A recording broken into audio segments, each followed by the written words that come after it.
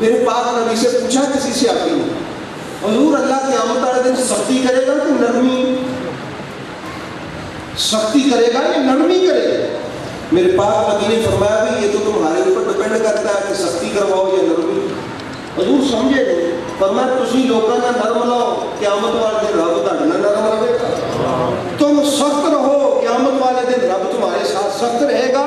یہ اب تمہارا مزاج ہے کہ تم اپنی قیامت والے دن کا کیا معاملہ بناتے ہو۔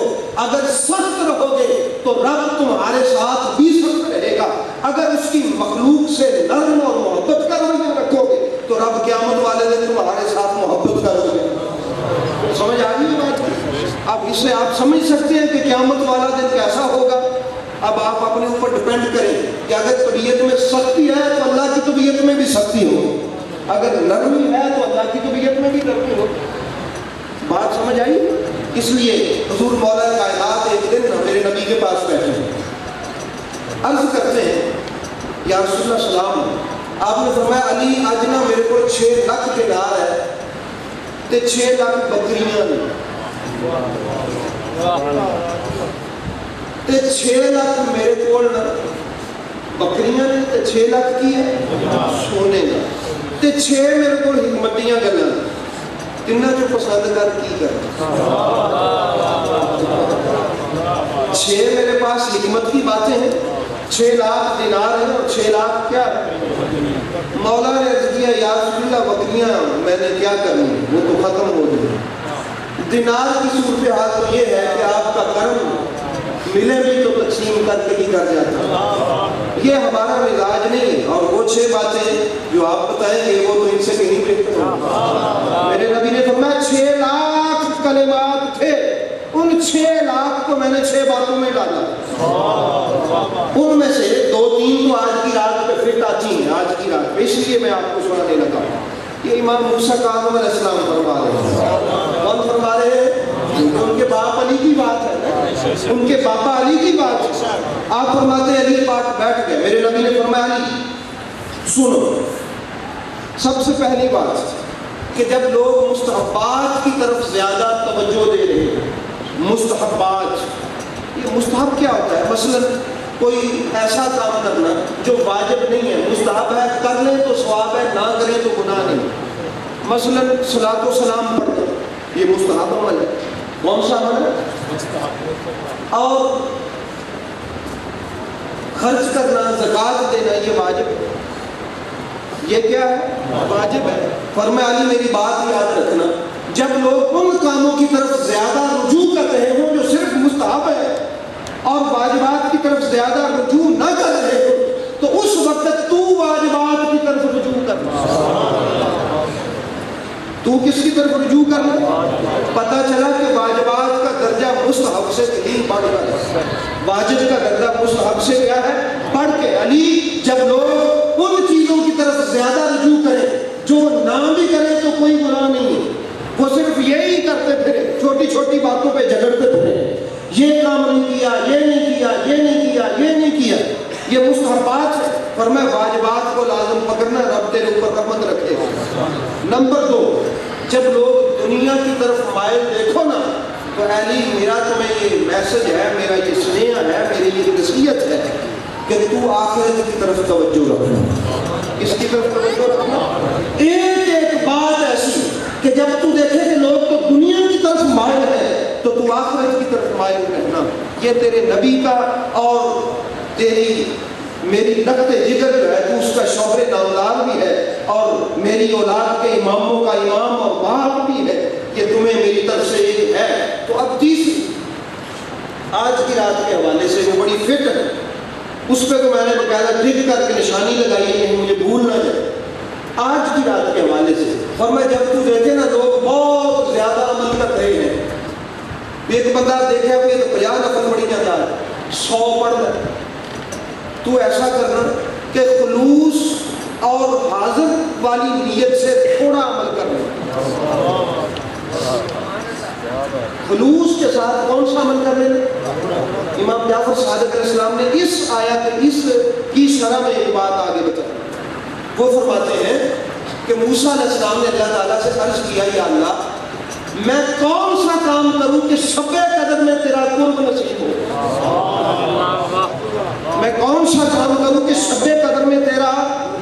یہ امام جعفر صادق علیہ السلام فرماتے ہیں. کون؟ یار ان سے کیوں پیچھے پیچھے ہو؟ اتنی خوبصورت باتیں بتاتے ہیں. امام جعفر صادق فرماتے ہیں کہ موسیٰ علیہ السلام نے اللہ سے عرض کیا کہ یا اللہ کون سا عمل کروں شب قدر میں؟ سے ایک اور بات پتہ چلی کہ شب قدر پچھلی امتوں میں بھی ہوتی تھی، کیونکہ ان کے نبیوں پر روزے ہوتے تھے. ان نبیوں پر روزے تھے تو ان روزوں میں شب قدر بھی تھی. تو پتہ چلا یہ صرف ہمارے پاس ہی نہیں ہے، یہ شب قدر پہلے بھی تھی. تو موسیٰ علیہ السلام نے عرض کیا یا اللہ لیلۃ القدر میں کون سا عمل کروں کہ تیرا قرب نصیب ہو؟ اللہ نے فرمایا کہ 2 رکعت پڑھ لے. بس کتنی پڑھ لے؟ خلوص سے 2 رکعت پڑھ لے، خلوص کے ساتھ. تیرے وہ 2 رکعت خلوص والے زیادہ عمل والوں سے جن کا خلوص نہیں ہوگا، تیرے وہ 2 رکعت تجھے میرے قریب کر دیں گے. مجھے کیا کر دیں گے؟ تو سائل نے پوچھا یا امام جعفر صادق پتہ نہیں وہ 2 نفل انہوں نے جو پڑھے تھے وہ کیسے تھے؟ اگر ہم نے وہ پڑھنے ہوں تو کیسے پڑھے؟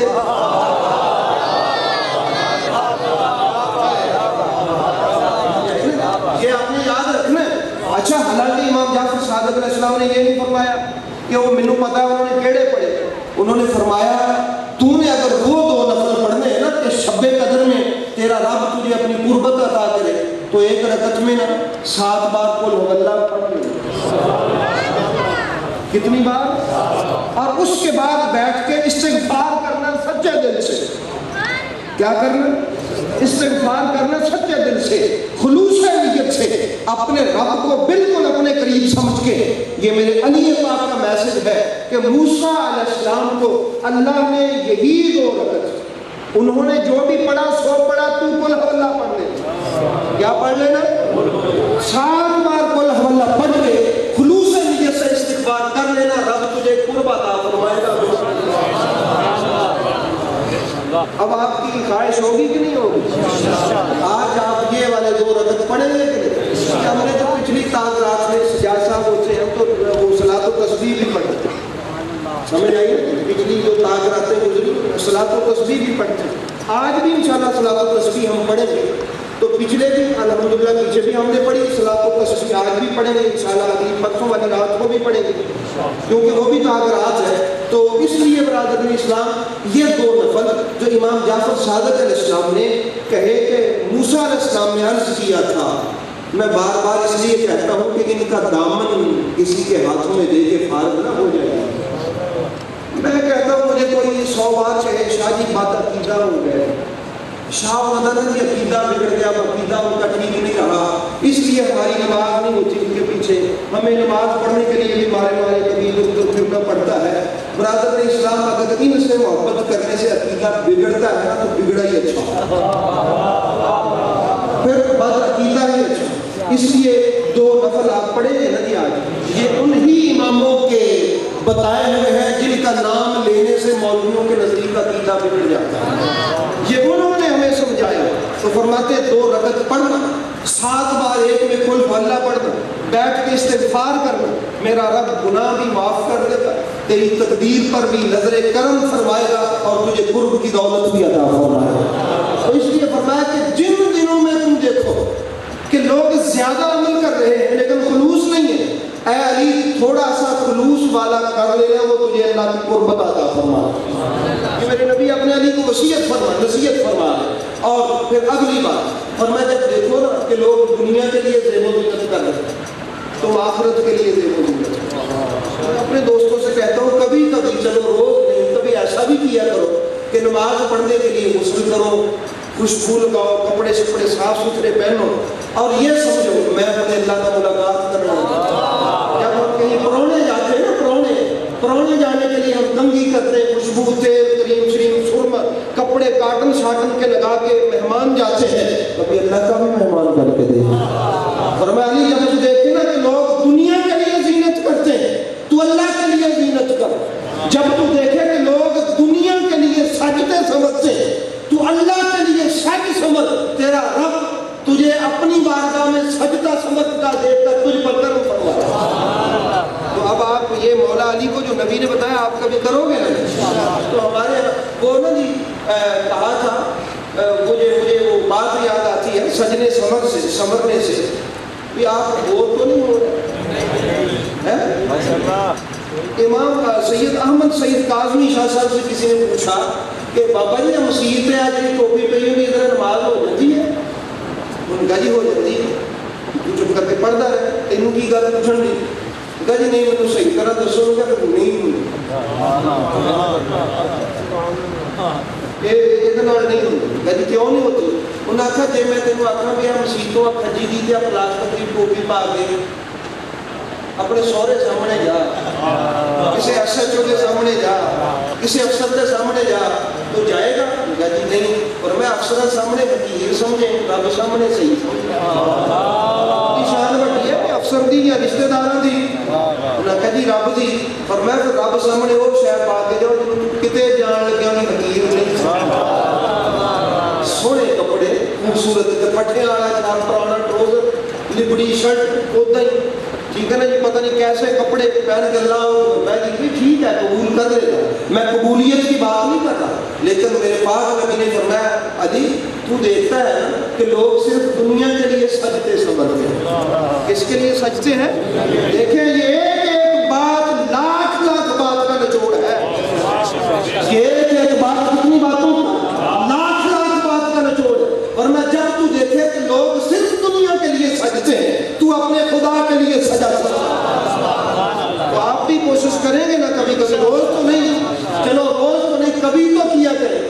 کبھی میں نے بڑے سال پہلے یہ بات پڑھی تھی تو میں کئی بار ایسے کرتا ہوں، الحمدللہ اس پہ عمل کرتا ہوں کہ نہا کے خوشبو لگا کے کپڑے صاف ستھرے پہن کے مصلے پہ کھڑا ہو کے اللہ کو عرض کرتا ہوں مولا میں صرف تیرے لیے لائی ہوں، الحمدللہ میں یہ کرتا ہوں، اور میں اللہ سے عرض کرتا ہوں یا اللہ میں صرف تیرے واسطے لائی اس کو، تیل لایا داڑھی بھائی ہے کہ میں تیری پاک بارگاہ میں حاضر ہو رہا ہوں۔ تو یہ علی پاک علیہ السلام کو میرے پاک نبی نے فرمایا کہ جب تو دیکھے کہ لوگ دنیا کے لیے سج سمجھ رہے ہیں تو تو اللہ کے لیے سج سمجھ، بھائی بات پیاری ہے کہ نہیں ہے؟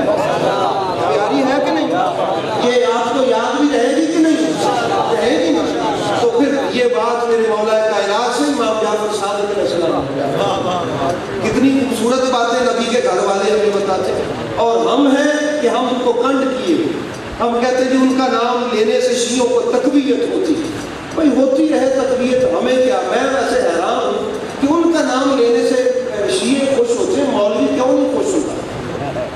مولا علی نے تو غزوہ بدر میں ان میں سے پتہ نہیں کسی کا بڑا نہیں قتل کیا تھا، ان کو پریشانی بنی، تو مولا علی کا نام لینے سے میرا نبی خوش ہوتا ہے، کون خوش ہوتا ہے؟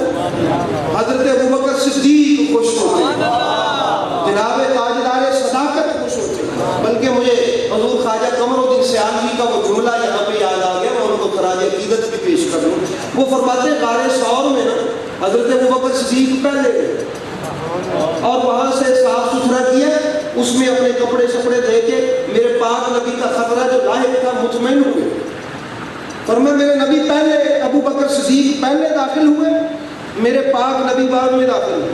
حضرت خواجہ قمر الدین سیالوی چشتیوں کا لاڈ، وہ کہتا ہے اسی طرح جس کے دل کی غار میں پہلے ابوبکر نہ آئے نبی نہیں آتا،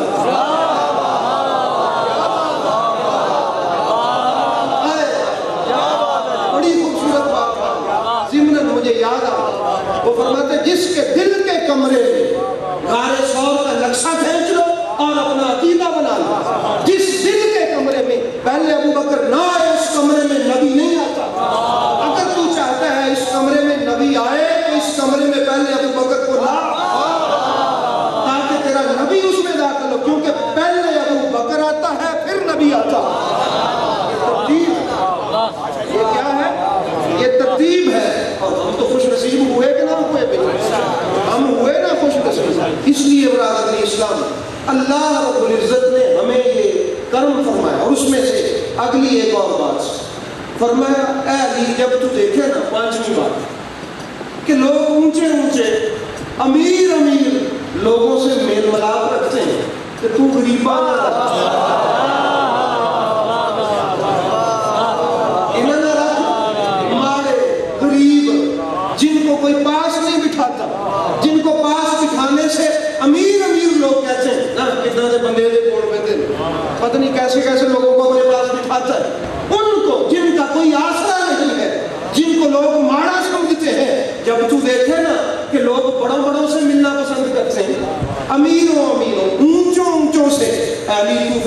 غریباں نوں ملیا کر، ماڑے بے آسراواں نوں ملیا کر، تو علی تیرا رب تجھ سے راضی ہو۔ تو آج کی رات کا یہ میسج ہے کہ لوگوں، جب لوگ بڑوں بڑوں سے مل رہے ہو، M P A, M L A, chairman وغیرہ وغیرہ وغیرہ، تو آپ اپنے محلے کے غریبوں کے پاس بیٹھا ان کو بلایا کریں، ان کو پاس بٹھایا کریں، میرا رب راضی ہو۔ اور آستانوں پہ یہی سسٹم ہوتا ہے۔ تو اس لیے برادر اسلام، اب چھٹی بات وہ یہ ہے کہ جب تو دیکھے نا کہ پوری دنیا کسی کے عیب ڈھونڈ رہی ہے، وہ بھی عیب، وہ بھی عیب، انہیں آ بھی وہ عیب، انہیں آ بھی نہیں کیتا، آج نہیں ایس وجہ تو آ عیب، علی تو کلے بیٹھ کے دیکھ میرے کوئی عیب تو نہیں۔ جب لوگ دوسرے کے عیب ڈھونڈ رہے ہوں تو اپنے عیب ڈھونڈ۔ کیا قربان جاؤں، میرے پاک نبی اور علی پاک کی اس نشست میں کتنی خوبصورت اور کمال کی باتیں ہمیں نصیب ہوئی، کتنی بڑی۔ فرمایا اس کا فائدہ یہ ہوگا، ایک تو ان کی عیب جوئی کی وجہ سے چغلی سے بچے گا، ایک تجھے اپنے نفس پہ جانچ پڑے گی، اگر کوئی کمزوری ہوئی نا رب تیری کمزوری کو۔ اور یاد رکھیں علی کمزور نہیں ہے۔ اللہ نے فرمایا والعصر ان الانسان لفی خسر، اللہ اعلان فرماتا ہے قسم ہے مجھے زمانے کی کہ انسان خسارے میں ہے۔ اب یہ سب انسانوں کے لیے ہے۔ میں حیران ہوں، حضرت آدم علیہ السلام، جناب ابوبکر صدیق سے لے کر تا قیامت میرے محبوب کی امت، میں نے اپنے محبوب کی امت کے بڑے سے لے کر قیامت کے آخری بندے تک کی بات کی ہے، سب آئے روتے چلے گئے۔ اور حضرت ابوبکر صدیق کے تو یہ الفاظ بھی مجھے یاد ہے کہ اگر مجھے پتہ چلے کہ صرف ایک ہی آدمی جنت میں جائے گا تو مجھے اللہ کی رحمت پہ امید ہے کہ میں ہوں، اور اگر اللہ اعلان کرے کہ صرف باقی سارے جنت جان گے کہ جہنم میں جائے گا تو مینوں لگتا ہے پتہ نہیں وہ میں اندازہ ہے۔ اللہ کا خوف بھی اتنا ہے، مگر علی تجھے میرا سلام۔ ان الانسان لفی خسر، انسان گھاٹے میں ہے۔ کائنات میں بڑے بڑے لوگ دنیا سے گئے اور چلے جائیں گے، لیکن ایک واحد فقط حسنین کا بابا ہے جس کے آخری الفاظ یہ تھے فزت برب الکعبہ، لوگ خسارے میں ہوں گے، علی کامیاب کا۔